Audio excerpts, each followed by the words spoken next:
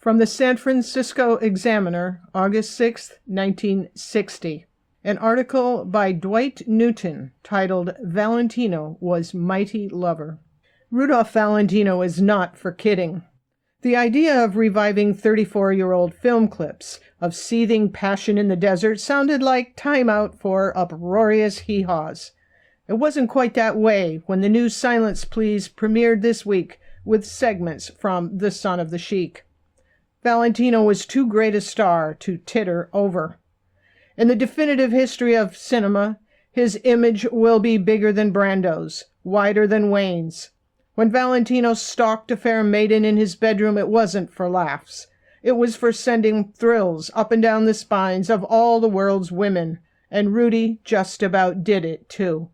By current movie standards, the harem-scarum cussing and fighting in The Son of the Sheik was as silly as a barroom brawl in a TV Western. But Valentino gave it authority. In the amours of our cinematic times, he was the first romancer, the Christopher Columbus of the great lovers, the mightiest of them all. He wasn't an actor, really. He was really among actors. He rose above the ham-bone performances of his day to electrify the screen with sheer animal magnetism. He could throb a million hearts with a one-eyed leer. His eyes steamed, his kisses sizzled, his hugs crunched, his sneers were magnificent. He grappled with full-figured women who favored less clothes and more close-ups. The Son of the Sheik story was a nothing. Valentino in action again was a revelation. He intuitively knew how to menace in the grand manner. Vilma Banky was the pawn of rival affections, the dancing girl over whom Montague Love smacked his thick lips in eager anticipation, and Rudy was the good guy. But Montague and his evil minions were no match for robust Rudy. Though they pounded him with fists, slashed him with swords, lashed him with whips, and strung him up to bake in the noonday sun, Rudy escaped to fight and love again. In the teeth of a raging sandstorm, he leaped on his trusty horse, pursued Montague, overtook him, strangled him to death on the sands of Pismo Beach, and returned to the arms of Vilma Banky, who is now married to Rod LaRock. Vilma and Rod were vacationing at Yellowstone Park last week. For Valentino, it was the last great movie adventure. Even before The Son of the Sheik was released, he was dead at the age of 31. End quote. Today, we explore Rudolph Valentino's rocky relationship with his signature character of the Sheik. We will not focus on the technical aspects of the Sheik, filmed in 1921, and its sequel, The Son of the Sheik, filmed 5 years later in 1926. We will instead be looking at the associated circumstances Valentino faced as a result of his success as the Sheik, both positive and negative. As he came to be defined by this iconic character he publicly and passionately loathed on many occasions.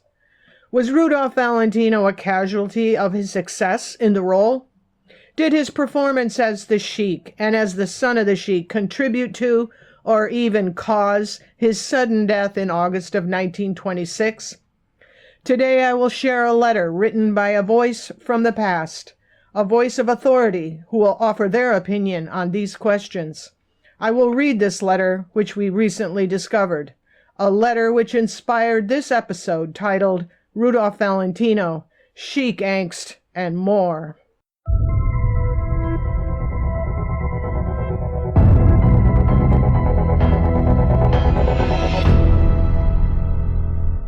Ciao, I am Renato Floris, the proud publisher of all the scholarly and entertaining books on Rudolph Valentino and Natasha Rambova by Evelyn Zumaya. I'm here today with Evelyn to discuss more about her fascinating work. Ciao, Evelyn. Ciao, Renato. Well, the Sheik, the word which was and still is synonymous with Rudolph Valentino. You know, while preparing this episode, I searched Sheik in an online thesaurus and incredibly found the following synonyms: dandy, dude, fop, gallant, beau, swell, fashion plate, clothes horse, man generic, and adult male generic. And I think this stands as definitive proof of Rudolph Valentino's impact on society, culture in general, and language, and it also proves how he has been trenchantly confused with his screen character. I wonder what he would think to know that 99 years after he first appeared in The Sheik in 1921, that some of the same stereotypes used to impugn him are now itemized in a word processing thesaurus as synonyms for the Sheik. But today we look at the young man at the center of what became a national and international firestorm of Sheik hysteria, and we look beyond his mesmerizing presence in his Bedouin burnous. I have little doubt that most of our listeners, Renato, are quite knowledgeable about the Sheik. But for the sake of setting the stage for this story today, I'm going to read a few excerpts from Affairs Valentino. How did this unusual movie come to be made in the first place? And what were those subsequent circumstances which befell Rudolph Valentino? And I quote page 75. In 1921, there was probably no more effective guarantee for an author's success than to have their work branded sadomasochistic, misogynistic pornography fit for censorship and banishment. E.M. Hall's graphic tale of a sheik's abduction and rape of a proper English lady met all of this criteria. Despite an organized campaign to condemn her work, when the controversial book first appeared in English bookstores, it became an instant bestseller and sparked popular obsession. It was not long after the book's release that the public learned that the E.M. in E.M. Hall stood for Edith Maud. Edith Maud Winstanley was the author's full name. The revelation that the torrid action novel was written by a woman from the Derbyshire countryside stunned the book's mostly female readership and its ardent critics. Even Edith Winstanley's neighbors found this impossible to believe, for they knew her as the shy, retiring wife of a gentleman farmer who bred prize pigs. This news piqued the interest of a young executive at the famous Players Lasky Company's London office. 26-year-old Walter Wanger, the studio's general manager in charge of production, paid close attention to the Sheik's popular appeal. He knew the book was about to make its way across the Atlantic, and was confident Mrs. Winstanley's novel would hit a vein of frenzied response in America. Wanger contacted famous player Lasky's vice president in charge of production, Jesse Lasky, to alert him to the book's arrival. Lasky relied heavily upon Wanger's critical analysis of all prospective stories the studio targeted for production, and he listened attentively to his assessment of E.M. Hall's bestseller. In advance of the Sheik's arrival in the U.S., Wanger returned from the studio's London office and passed his copy of the sensational book on to Jesse Lasky's secretary, Jean Cohen. Wanger had little doubt Edith Hall's Sheik Ahmed would elicit the same reaction from Miss Cohen as he had from a legion of palpitating women in England. When Lasky's secretary finished her speed read, she was smitten, and Walter Wanger needed no further convincing. He handed the book on to one of famous player Lasky's readers for interpretation, in synopsis form, before Jesse Lasky and other studio executives. The first dramatic presentation of the Sheik, as rendered by Miss Julia Hearn, was so effectively executed that Lasky was immediately sold on the project.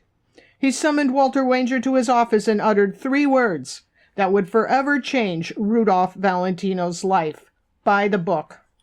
While other Hollywood studio executives were scratching their heads and assessing the feasibility of adapting the racy book into a motion picture, Walter Wanger wasted no time and closed the deal by purchasing the rights to Edith Hall's Sheik for $12,500.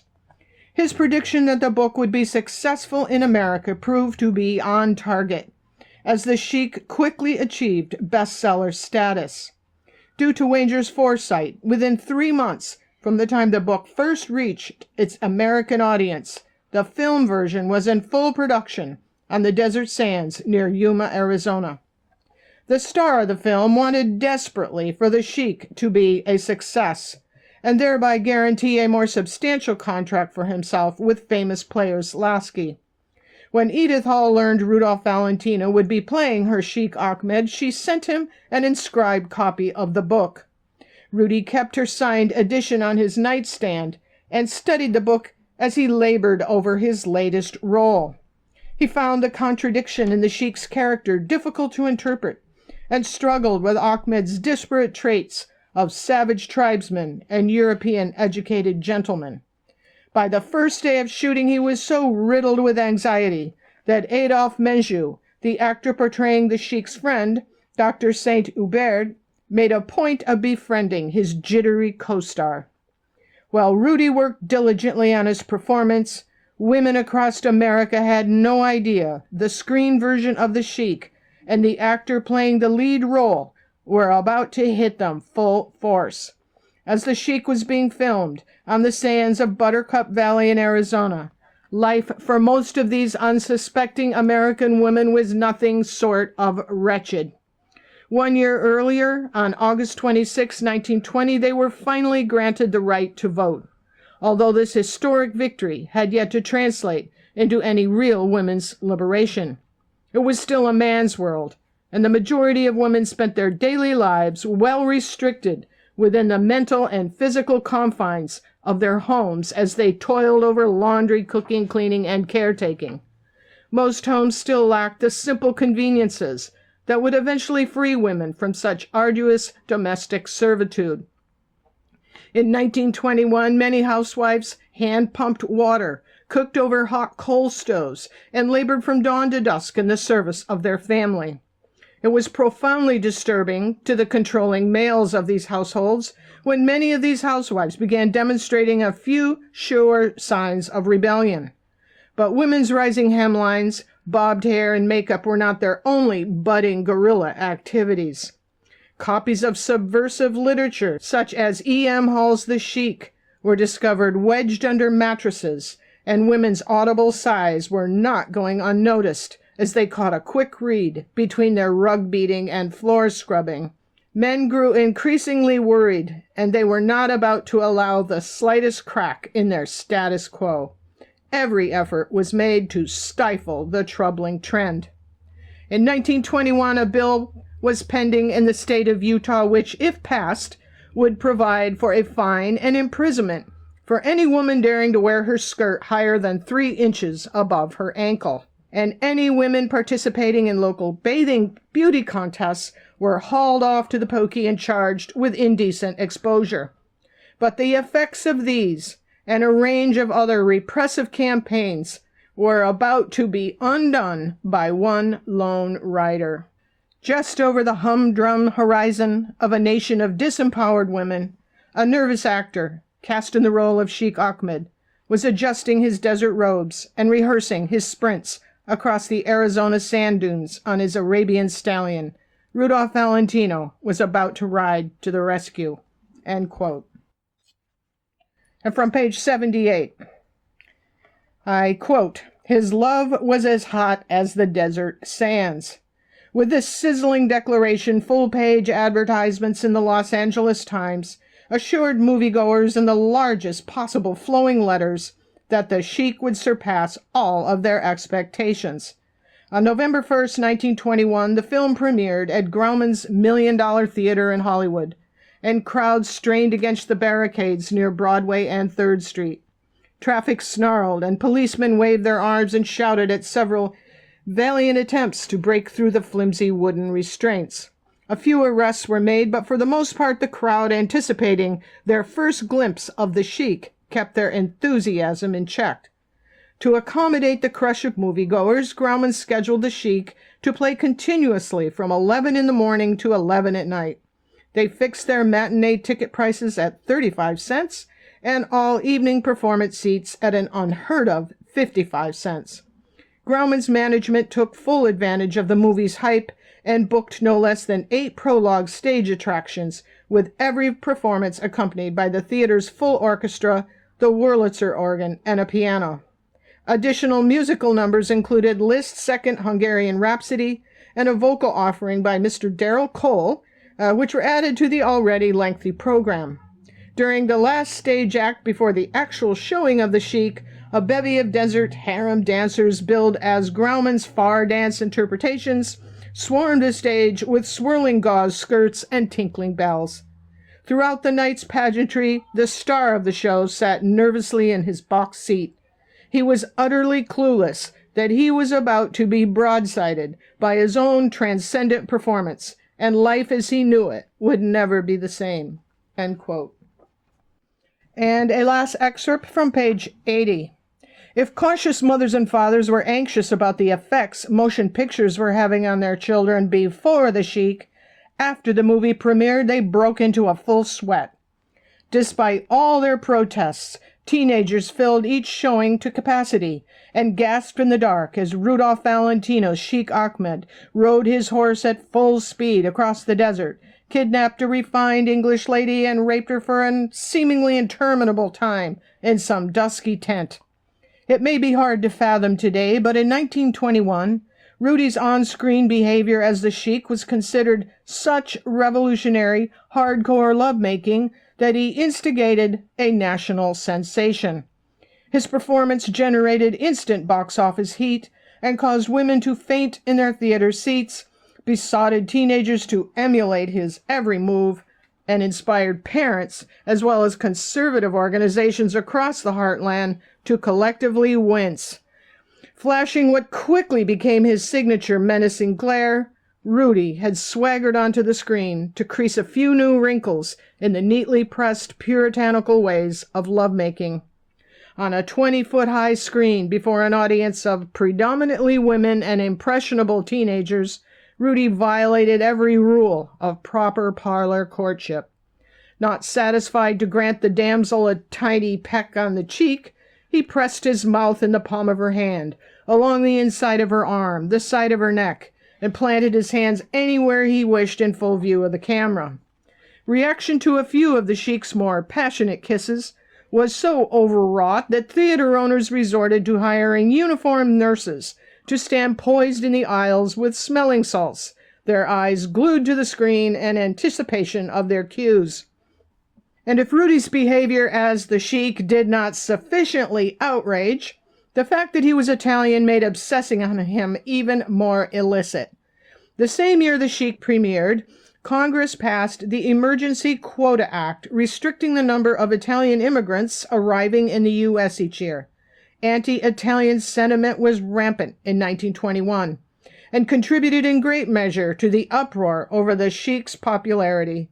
With wives, daughters, and girlfriends finding the film's Italian leading man so appealing, xenophobes sharpened their tongues and pencils in an all-out assault on Rudolph Valentino. Most of this hostile rhetoric fell on deaf ears, and the campaign to deter youth from the lure of the foreigner known as Sheik Rudolph Valentino, by and large, failed miserably. Undeterred, local newspapers published anti-Sheik editorials, and ministers grew red-faced as they pounded their pulpits, imploring their parishioners to avoid the temptation of the corner picture show's box office sensation, The Sheik. Children were duly warned that by failing to resist any temptation to emulate the Sheik, they would taint that family's respectable names forever. Rudy's audiences were intoxicated by his exhilarating new way of making love, and embraced his sensational performance as a titillating education in unheard-of displays of passion. In the eyes of his female fans, Rudy quickly assumed the stature of pioneer, champion, and five-star shaman of sexual liberation. They were adamant that when it came to romance and lovemaking, he outplayed anyone on screen and deserved the moniker the Great Lover. Beaux and husbands, on the other hand, with few references in their world for such displays of love, could only sigh in frustration. Their only recourse was to pay the price, sit through the Sheik, and watch the master at work. With so many people up in arms, wilting and wondering, the Sheik's box office revenues were fat. Rudy had scored one major hit. End quote.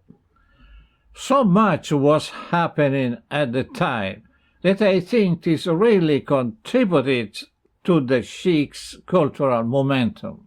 Exactly, Renato. And I have always thought of Valentino's appearance as the Sheik in 1921 as being a sort of cosmic convergence of many disparate cultural events.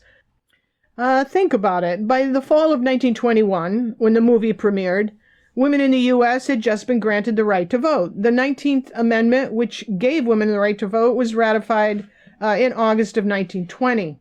And although Guglielmo Marconi is credited with inventing the radio in the 1890s, the first news program was not broadcast until August of 1920. Radios were just then becoming a common household item, and this was as much of a communications revolution as the internet was when it first appeared. And the popularity of fan magazines and tabloids cannot be overlooked. Fans of the Sheik could read all about its leading man, Rudolph Valentino, in the comfort of their homes. The cult of the celebrity was in its infancy in the 1920s, with those national fan magazines and tabloids such as Photoplay, Motion Picture. And the prohibition made the forbidden very fashionable. Yes, it did. The 18th Amendment, prohibiting the sale of alcohol, was ratified in January 1919. I think this had an impact on Valentino's success. What was the phrase I just read that is used about prohibition? That it inspired the lure of the forbidden. Valentino as the Sheik was certainly a forbidden subject for many people. Hardly needs mentioning that the Sheik was a highly charged and highly sexual movie, with its leading man being a dark-skinned foreigner forcing himself on a lady with light skin, those pale hands I love, as the lyrics of the song Valentino sings in the movie go. It is the classic misogynistic storyline. Of course it was met by a fierce opposition, as I just read. Valentino immediately found himself a pawn in the ensuing and very heated mania. But more about his reaction here in a bit. With cinema audiences, by and large, being rather naive at the time, they melded the character of the Sheik with Valentino himself, completely, wholly, and unquestionably. I was surprised to discover articles written in May of 1922, when Valentino married Natasha Rambova, where he and Natasha were already being referred to as the Sheik and his Sheba. Sheik was immediately absorbed into the popular vernacular, being adverb, adjective, verb, and noun. And of course, as the Sheik was a financial success, it would logically follow that others in the motion picture industry would do all they could to quickly cash in on its popularity. Spin-off movies were hustled into production, with the producers making little effort to hide the fact these were brazen attempts just to cash in on Valentino's Sheik. And if producers were not churning out movies in which they attempted to cash in on the popularity of Valentino's sexual advances as the Sheik, they were cashing in by mocking his performance with cruel spoofs. It was an odd dichotomy in the Sheik spin-off genre. And you know, Renato, I think the spoof spin-offs bullied Valentino. And I think they were also to a great degree an attempt to diffuse his wild popularity. Now, Valentino certainly knew about these mockeries of the Sheik and the public lampooning of his performance, and it is understandable he would openly hate them. The plot lines in these Sheik spin-offs typically revolved around a lovesick young girl, a fan of the Sheik, and the family or boyfriend trying desperately to bring her back to her senses. In 1922, the year after the Sheik premiered, Christie Comedy series released That Son of the Sheik with Viola Daniels and Neil Burns. Ms. Daniels plays a starstruck teenager obsessed with Rudolph Valentino. In 1923, Max Sennett decided to jump into the fray and rush the production of The Shriek of Araby, starring the optically impaired Ben Turpin as the Sheik. To quote The Funny Parts, a book by Anthony Balducci from page 232 about this, and I quote, Valentino's overheated performance as an amorous Arab in The Sheik, 1921, is ripe for spoof. Neil Burns was quick to poke fun at Valentino's Sheik with That Son of the Sheik in 1922. James Parrott declared war on the Sheik with Soak the Sheik, 1922. A comedy version starring Baby Daniels was titled She's a Sheik, 1927. And Baby Peggy did her own unique take on the Sheik in Peggle the Movie's 1923. Ben Turpin offered the most ridiculous and most memorable send-up of the great screen lover with the Shriek of Araby. End quote. Now, there were a few serious contenders to the Valentino Sheik success. In 1924, Ramon Novarro co-starred with Alice Terry in The Arab. I can imagine how much Valentino hated those spoofs. He did, Renato, and he did not hide his feelings and spoke about it eloquently.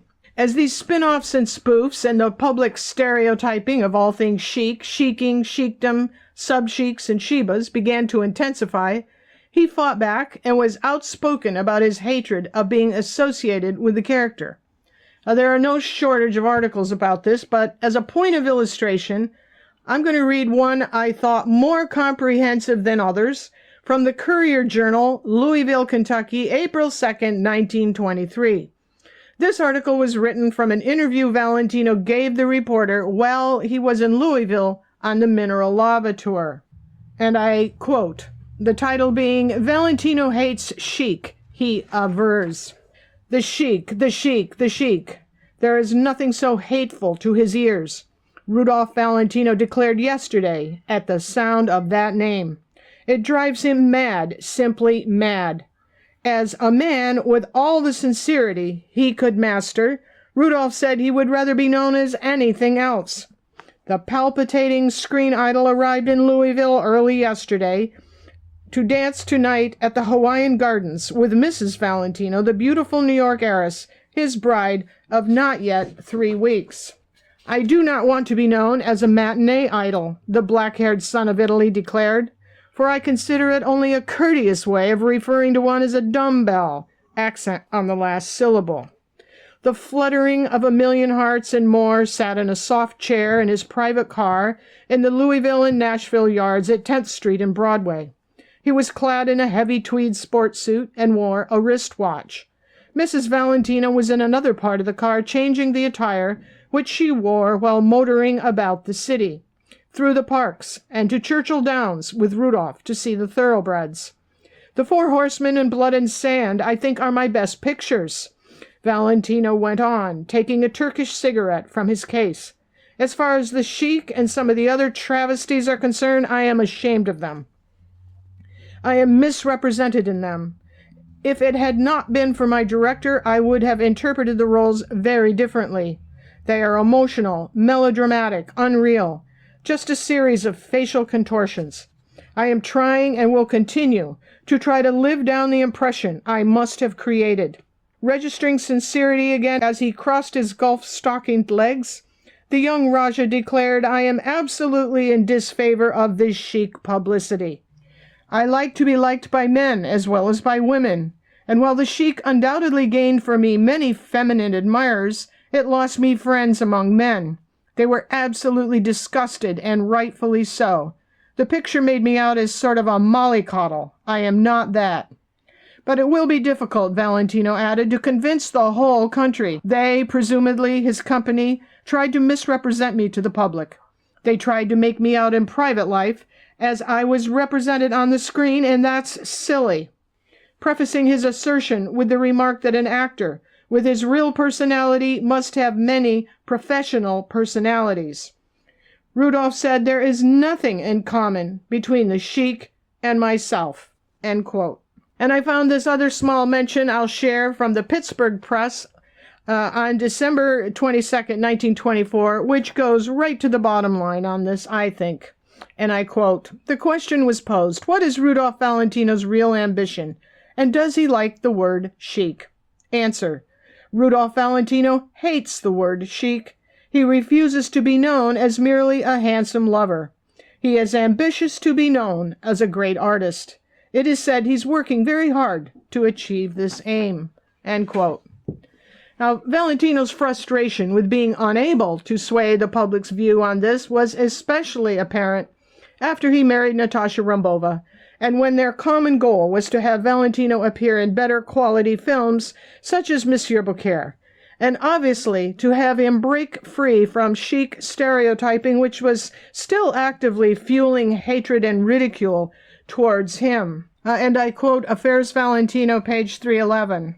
"Heaven knows I'm no chic," Rudy says. "All the time I was a farmer at heart and still am.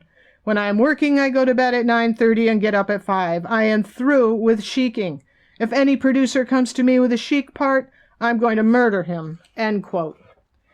And in an article which appeared in the Los Angeles Herald-Express, published on July 12, 1944, written by Valentino's close friend and trusted business manager, George Ullman, I quote, the title of the article is "Dead Valentino Still Hero to His Agent." And George includes this paragraph, quote, "Rudy hated that tag of the chic, especially after it became a byword for what is known today as wolfing.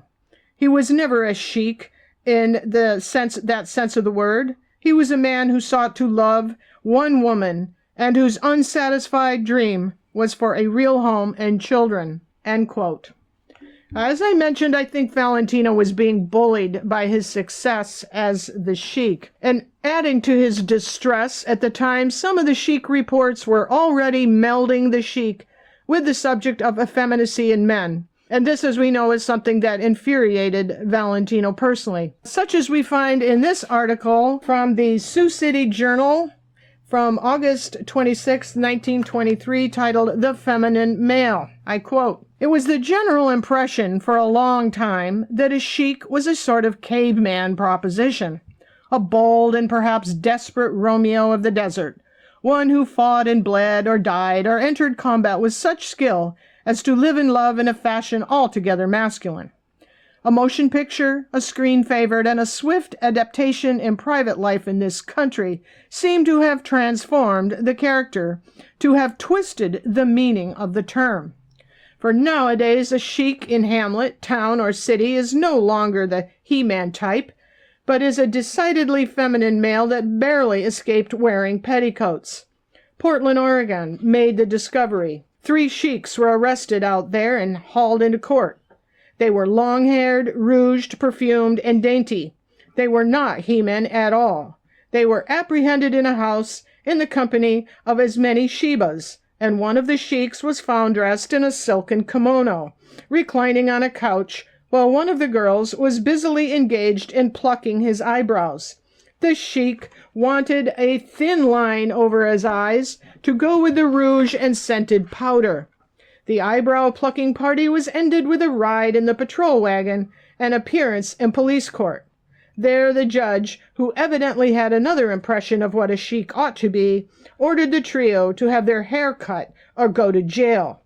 The sheiks gave up their 7-inch locks as the Shebas shrieked in dismay. No wonder Rudolph Valentino, the motion picture actor, has expressed such agonized regret because he consented to play the part of the sheik and so introduced the character. He probably understood to what depths sheiking has been plunged." End quote. So the obvious question remains, with all of this in mind, why would Valentino agree to play the son of the sheik and the elder sheik in 1926? For insight into this, I think we take a look at the factors in play then to establish a context for his decision to play the sheik for a second time. Considering all of his angst about sheiking, and in light of the hell he was going through personally because of it, why in God's name would he agree to such a role again? It almost seems insane in the grander picture. But to dissect his decision, we first have to acknowledge there is no denying the sheik brought Valentino incredible fame, and with this his celebrity lifestyle, which obviously came with a hefty price tag. Now, to fund that lifestyle, Valentino spent money, actually vast, legendary amounts of money, and then some. He spent money even if he did not have it, and having his manager, George Ullman, establish lines of credit. After his death, auction itemizations of his personal belongings were staggering, with 60 pairs of gloves, 110 silk handkerchiefs, 111 ties, 146 pairs of socks, 124 shirts, 22 white vests, just to cite a few things. And when he died, he left a standing debt, which today would be almost $3 million. I think this is evidence of a rather crazed spending of the highest order. Yeah, in Italian, we say aveva le mani bucate. It means he had the pierced hands. He had pierced hands. Yeah, the money was passing through the hands.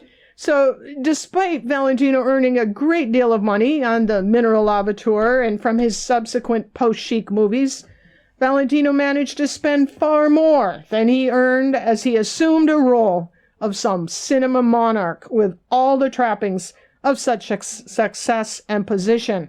He was not poor, as some claim, and had by 1926 an enormous income for the day. The terms of his contract with United Artists were such that he should have had no financial worries. But for this, I cite Affairs Valentino, page 256. In addition to Rudy's impressive 50% of the profits, he would receive a salary of $100,000 per film. He would receive this $100,000 as follows. For the first of these two films, he would receive $50,000 cash upon signing the contract, and another $50,000 upon completion of the film. For his work in the second film, he would receive a weekly paycheck of $10,000, which would be deposited in his bank account every Saturday morning. Upon the completion of the second film, if Rudy's salary totaled less than $100,000, the balance would be paid in full. Rudy would also receive an additional $50,000 of production costs for each of these films, totaled less than $400,000, end quote. Now, we have to multiply that times 13, those numbers, to achieve today's market value, and that would be a weekly income of $130,000. So what was the basis for all of this spending? I think it must be considered that his fury at being known the Sheik left him needing to prove he was far above the character his public and opponents wanted to portray him as. To differentiate his identity from the Sheik, he had to let his public know he was no overamped, oversexed Bedouin chasing women around tents. With the eyes of the world on him, with fan magazines trolling his every move, he obliged his employers, and yes, he granted interviews, and shared endless photographs of his home and travels in a blitz of press attention. He did all he could to elevate himself above Sheikdom by living in luxury. Throughout the following few years after Sheik 1 premiered, his Sheik torment did not wane, and I think he and Natasha, as much as they tried, could not turn back the clock and eliminate his being perpetually associated with all things Sheik. The subject is ever present in the news of the day. For example, this piece here, which says, from the Daily Free Press, Kingston, North Carolina, September 23, 1922, and I quote, "White evening gowns will carry their popularity over into the fall months. About 1 gown out of every 5 shown in the flapper and youthful models is white. A variation of the beaded type is in the gown of the white blistered satin trimmed in black monkey fur. Shades of Rudolph Valentino. The Sheik gown is with us, and is made in a model that will be becoming to every one of the little flapper followers, for it is quite short-skirted, with long, sleeveless armholes and Sheik figures, exactly like Rudolph, embroidered all over it. It is a very vampish-looking gown," end quote. And then we have another piece from the University Daily, Kansas, from December 7th, 1922, "Rudolph Valentino Sheik rings for sale. Be among the first to wear this new Sheik ring.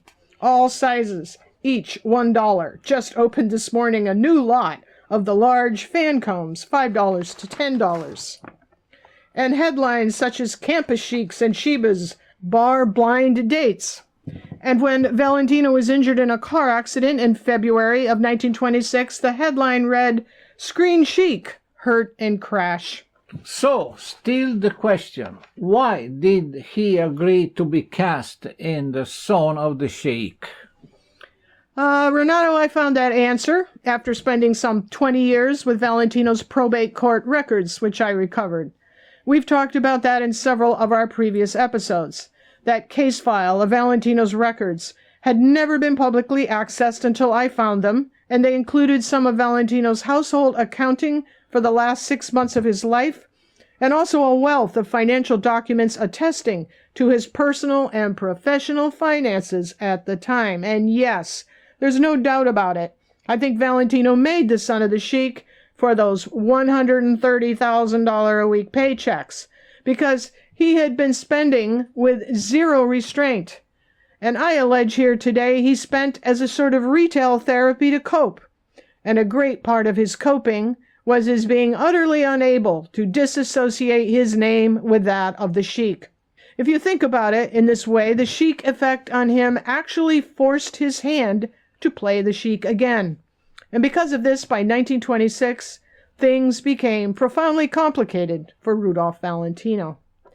Now, to unravel this complex time in his life, it is critical to understand just what was going on with his financial situation, or better called, his financial catastrophe. As I read the numbers in those court records, I found it tragic to realize, and the numbers were mind-boggling. I believe today his loved ones might have staged an intervention and sent him off to a Debtors Anonymous meeting. He had, in my opinion, an addictive personality and was what we refer to today as a compulsive spender. Now, to support my point about that here, according to AmericanAddiction.org, some of the personality factors of an addictive personality include impulsive behavior, difficulty in delaying gratification, and a disposition towards sensation-seeking, a sense of heightened stress. And from PsychologyToday.com, we find that symptoms of compulsive spending include spending a significant portion of your income on discretionary purchases, accumulating a large amount of consumer debt, buying a large number of things you do not need, using spending to manage unpleasant emotions such as depression, anxiety, or low self-esteem. Most people engage in retail therapy from time to time, but for compulsive spenders, retail therapy is the primary or only means of coping with stress. In light of the enormous amount of debt Valentino consistently incurred, I think the question has to be posed: was this how he was coping with stress? This brings up to the subject of his debt and the role this played in accepting being cast in the son of the Sheik.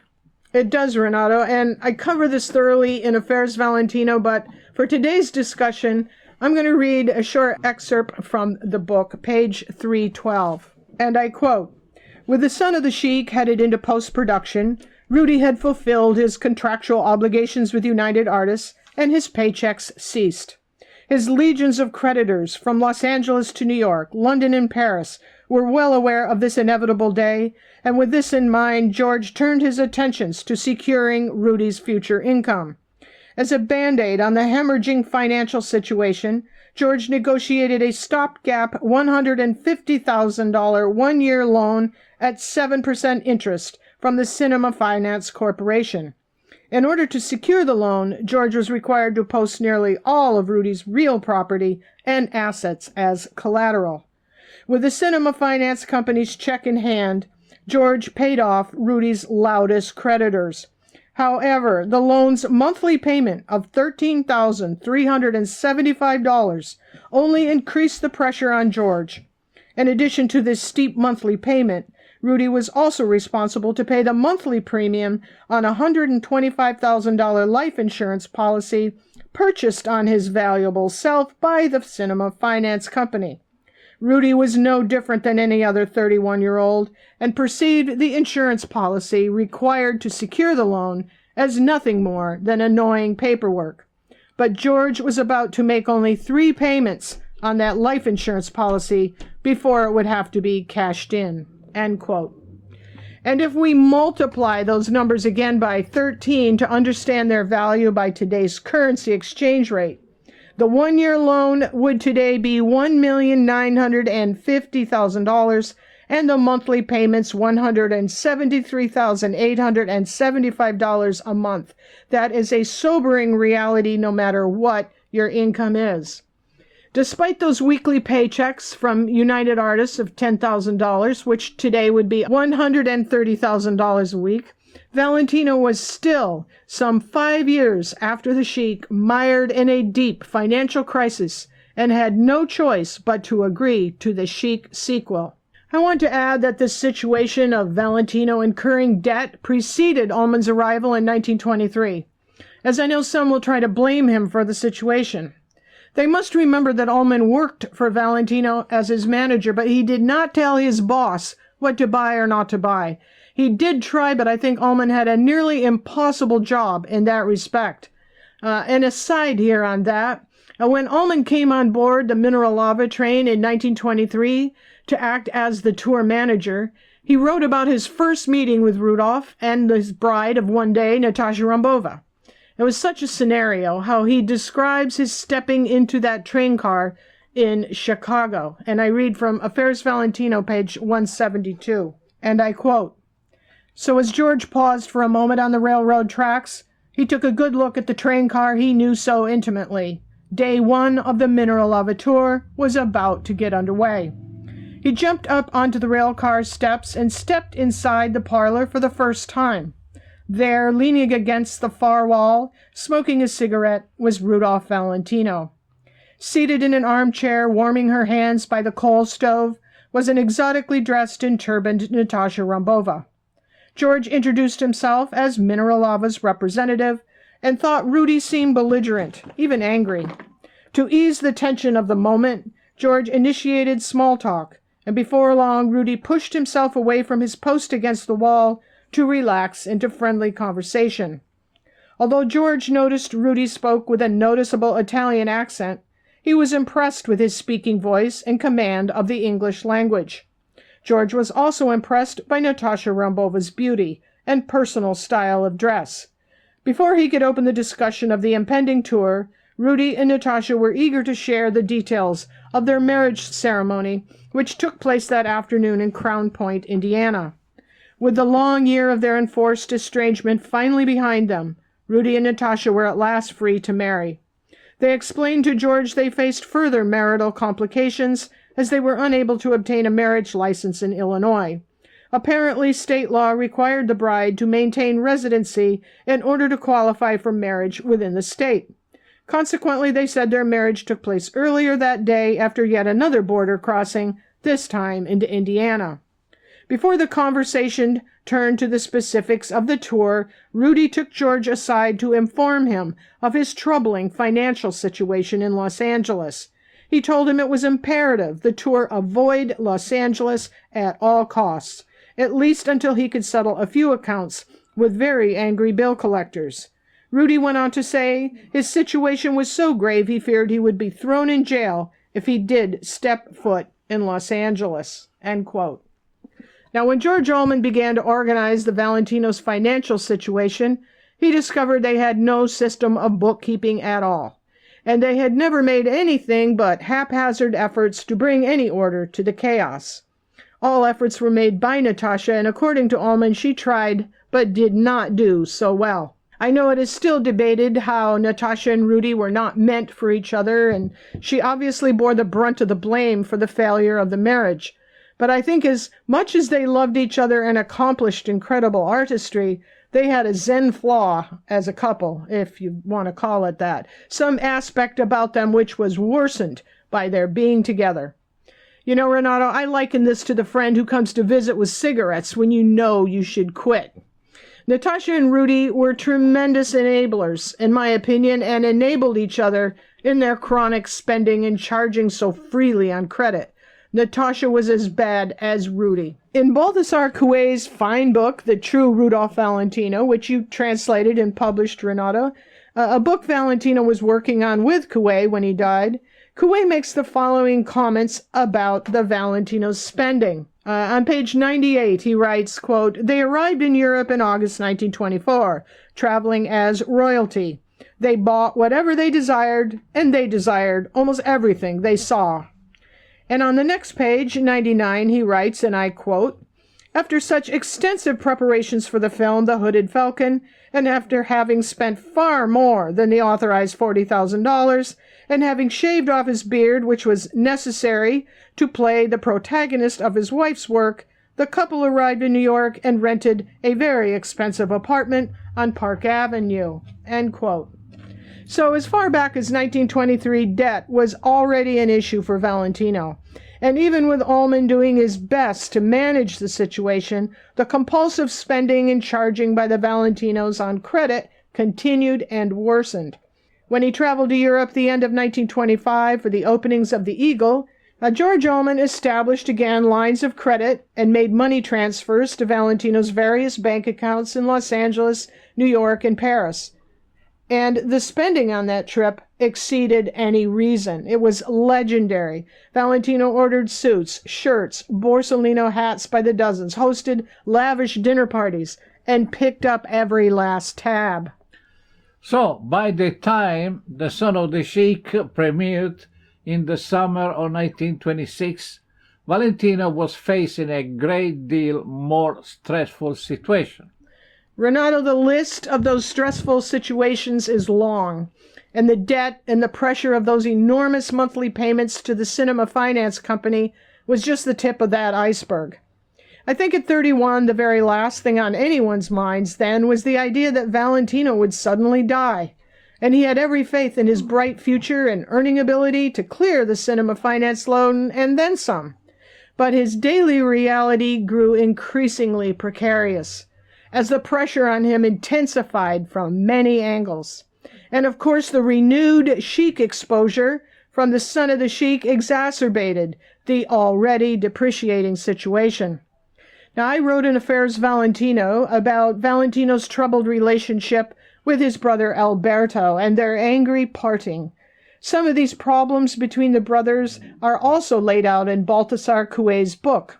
Now, I have also alleged that Valentino, by the summer of 1926, had failed in his bid to adopt his nephew as his son, and my source for this was Alberto Guglielmi Valentino's statement in an interview years later, explaining how the Italian courts did not allow this to take place.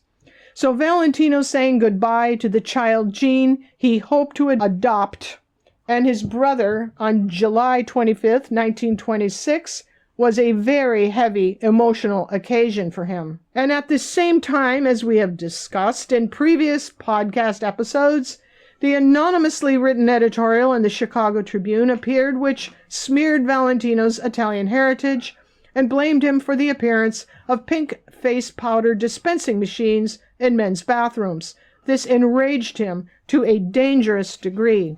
And again, as Baltasar Couet writes about this, I quote from his book, page 129, quote, "He, Rudolph, who was so virile, and who is deservedly respected for this virility in all the world, had to suffer the unspeakable in being represented as something he himself truly hated. Throughout those days, according to those who were with him at the time, after commenting on the unforgivable offense, he used to place his hand on his stomach and complain of pain. And the unpleasant accusation was constantly being repeated wherever he went, his friends jokingly asking him, 'How about the pink powder puffs?' Although he tried to pretend he was enjoying the joke, his disgust grew stronger and corroded his insides." End quote. This editorial was a tremendous blow for him psychologically, and in a great way, I think it was the culmination of years of Sheik abuse. It also bears mentioning that Valentino then was coping with a treacherous situation taking place in his homeland, with Italian dictator Benito Mussolini banning his movies and labeling him a traitor, this in response to Valentino applying for U.S. citizenship. And further contributing to this turmoil, the women in his life. Now, my God, can I say he had so overreached himself with the ladies by then? Let's see if I can sort that mess out. Rudolph Valentino was romantically linked to his beautiful Hungarian co-star Vilma Banki. They starred together in both The Eagle and The Son of the Sheik, and I think there was little basis for the rumors of their possible love affair other than their Son of a Sheik scenes being labeled ultra-realistic. But they did date and spent time together outside of their work on the films. Now, headlines about Rudy and Vilma appeared from the time they worked together in The Eagle in 1925, and they were still a news item during the filming and openings of The Son of the Sheik, such as this headline in the Los Angeles Evening Express on November 14th, 1925, which reads, "Valentino may wed Vilma Banky." And another photograph of the two of them sitting on the set that reads, "Between love scenes on Hollywood lot with his new leading lady, Vilma Banky, Rudolph Valentino, yesterday confirmed wife's separation story. The screen Sheik added that he made settlement with wife, and then he took Vilma to a movie." And typical of this Rudy Vilma newsiness, a little article about how it was Valentino who personally chose Vilma as his co-star, which appeared in the Daily Republican Register, Mount Carmel, Illinois, on February 13th, 1926. How Valentino won Vilma Banky's aid. And I quote, "For weeks, Rudolph Valentino sought a leading lady to play opposite him in The Eagle, his first United Artists Corporation production, at the American Theater Monday. The scenario declared that she must be blonde and of foreign appearance and manners so she could simulate a Russian. Tests were given to a dozen girls, but none came up with the requirements. Then something happened, the kind of thing that happens in scenarios and Hollywood. Valentino was riding in the Hollywood Hills. He saw the ideal girl for the role. She sat on her horse well and carried herself in an aristocratic and somewhat aloof manner. She also rode side saddle, an almost forgotten custom in California. The star introduced himself and was surprised to learn that she was Vilma Banky, Budapest actress recently brought to this country by Samuel Goldwyn. Valentino asked Miss Banky to meet him at the studio that afternoon. He introduced her to Joseph M. Schenck, chairman of the United Artists Corporation Board of Directors, and Clarence Brown, the director. They looked at her performance in the partly completed film The Dark Angel, took a test of her Russian costume. Mr. Schenck then signed a contract at once with Mr. Goldwyn for her services. Now, Vilma spoke about her relationship with Valentino in an interesting interview she gave in 1953, and I will quote a portion of this. Vilma, 51, sat in her cozy living room, trim and lovely, in a dark dress trimmed in a white Peter Pan collar and cuffs. She declared she had no regrets for the glorious past, but she had that faraway look whenever she spoke of Valentino. She recalled her love scenes with Valentino in The Son of the Sheik, saying, "They say our love scenes made it one of the great screen romantic epics. Who can gainsay that my handsome leading man was very colorful? He was colorful, in fact, that I believe he would have held his own, even in talking pictures. The Hungarian actress could not speak a word of English when she was performing the sizzling scenes with Valentino. We had to converse through an interpreter," she laughed, and added, "I had my fling. I'm content now to watch the Hollywood parade go by." End quote. Now, in the last days of his life in New York City, Valentino was seen with his first wife, Jean Acker, kissing her hand as they walked along in Manhattan. And he spent his last night, before he fell fatally ill, with Ziegfeld Folly Marion Benda. This, according to the eyewitnesses of the elevator operators and cabbies. Now, at the time, he was also being linked in the press to a possible romance with Greta Garbo. And in the Daily News, June 20th, 1926, there's a picture side by side of Rudolph Valentino and Greta Garbo with the byline, "Has he shifted affections to her?"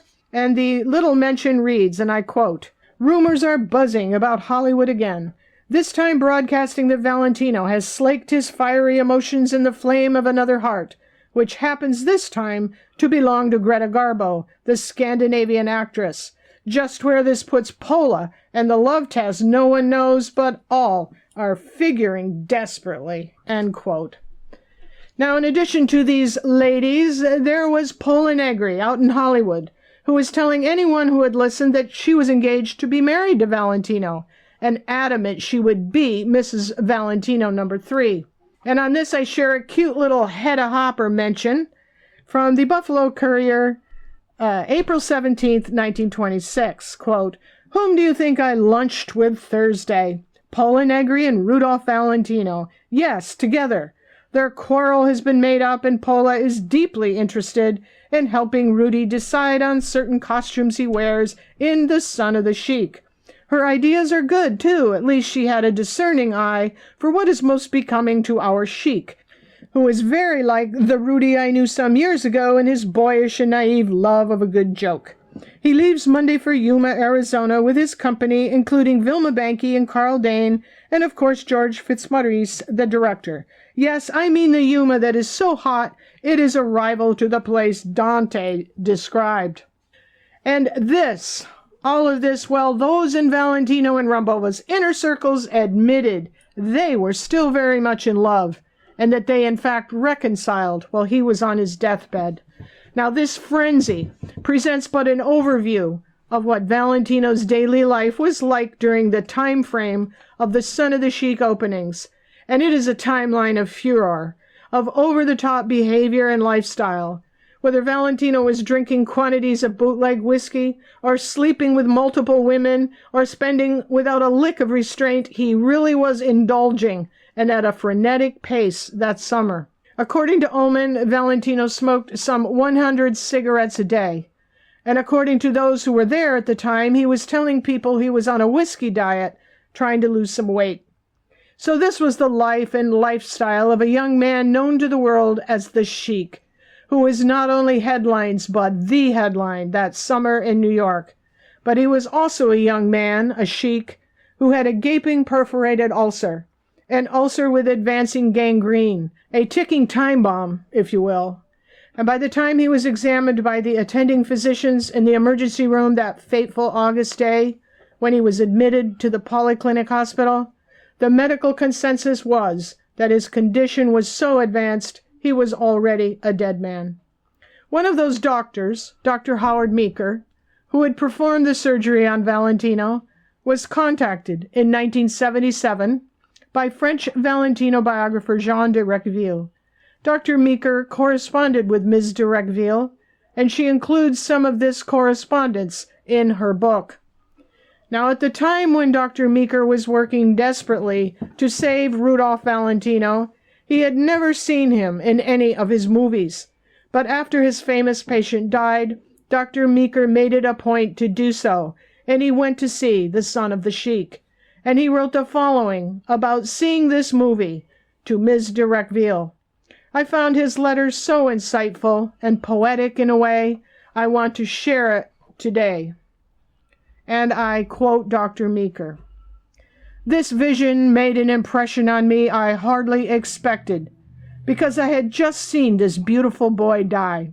When I saw him on the screen embracing the blonde and beautiful Vilma Banky, I was seized by the feverish palpitation which then agitated Rudy, the sensual quivering of his lips, the tension of his delicate fingers on the shoulders of the young woman.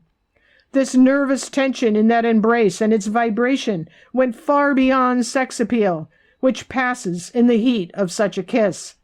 The sensual vibration hits the viewer like an electric current. This bewitching pleasure, which seemed to disturb the delicious Miss Banky, who was rendered breathless from his kiss, was incontestably proof of his serious illness. Around me, the spectators, gentlemen, and the spectators, ladies, were in awe of this kiss from the great lover of the screen. But me, I wished I could have shouted, "Unhappy Rudy, you who madly lampoon yourself, thinking of reaching this deified embodiment of passion, which is a total gift of oneself in these troubled impulses of the vibrating senses. This is how you ran to your death, by the blind exploitation of your own exhaustion." Dr. Meeker continues, I left the cinema with the conviction that Valentino was already seriously affected when he shot his last film, The Son of the Sheik, some months before his death. Perhaps it was already too late at that time to be able to save him. But I also had the conviction that this disease amplified his glory. This gave him the wild charm, the irresistible seduction of the gods. This youngster's chic kiss in this film is an absolute sum of sensual frenzy and worthy to endure for centuries. In the anthology of love, there is a kind of fleeting vision of absolute beauty, of the ideal, of the dream man who can only exist in the lines of poets and the romantic impulses of women in search of superhuman love. Rudy was too handsome to be true. He and only he became epic love. In this, a stained-glass temple should be raised to his glory. He is, in the flight of the flattering Bernous, an adolescent, youthful, and dazzling god. In my mind, a fight was already being waged. The vision of his splendid profile, with those burning black eyes, against my own memory of the boy with the body burning with fever, who, in a sob of physical and moral suffering, expired before me. 2 months earlier, it was said, he confided in George Fitzmaurice, director of The Son of the Sheik, saying, "I have a feeling I will die young. Take a good picture of me, my dear friend, one so great it will be a good memory of me." He added, "I want to be admired. The best thing for me is not to age. I have to resign myself to that." Dr. Meeker concludes by saying, "This resignation which he wanted, he had.